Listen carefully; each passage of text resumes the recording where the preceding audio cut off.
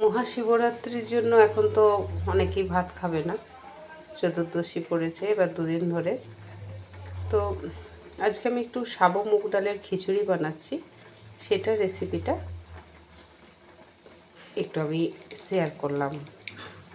ঘি দিলাম, ঘিয়ের সঙ্গে একটুখানি জিরে, দুটো এলাচ, দুটো গোলমরিচ, দুটো লবঙ্গ, একটুখানি দারচিনি ঘিয়ের মধ্যে দিয়ে দিয়েছি। এরপর এর মধ্যে আমি মুগ ডালগুলো খুব ভালো করে ধুয়ে জল ঝরিয়ে রেখেছি,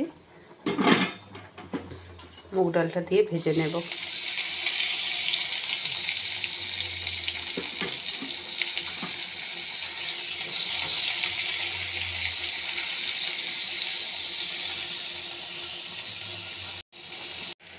সাবুটা আমি একটু ভালো করে ধুয়ে রেখেছিলাম,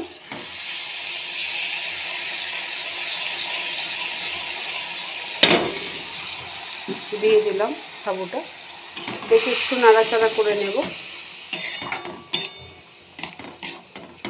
ফুলকপি আর আলু আমি আগেই একটু ভেজে তুলে রেখেছি।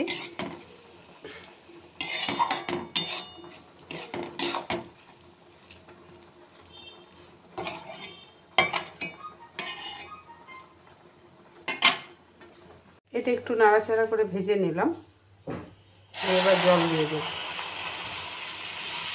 জলের পরিমাণটা একটু বেশি দিতে হবে, কারণ এটা ফুলবে। আমি এটা পরিমাণ মতো নুন দিয়ে দিয়েছি।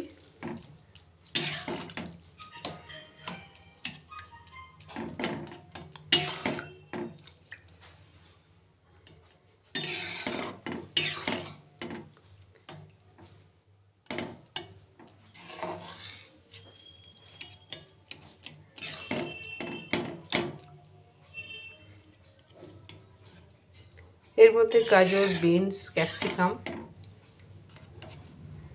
ছোট ছোট করে কুচিয়ে, ফুলকপি আর আলু সব আলাদা ভেজে রেখেছি। এটা যেই সিদ্ধ হয়ে যাবে, সিদ্ধ হয়ে আসবে, তখন ওগুলো দিয়ে চাপা দিয়ে দেব। এর মধ্যে নুন, জিরে গুঁড়ো, ধনে গুঁড়ো, একটু হলুদ।